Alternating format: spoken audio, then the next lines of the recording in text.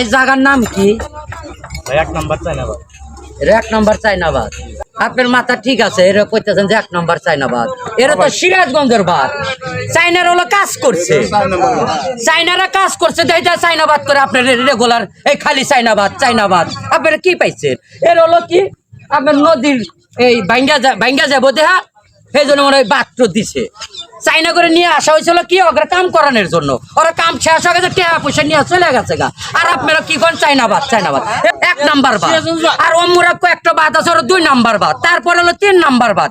আপনারা কোন খালি চাইনাবাদ, এরা চাইনাবাদ। এই একটা রেগুলার মিস হতা, এর তো চাইনাবাদ হতে পারে না।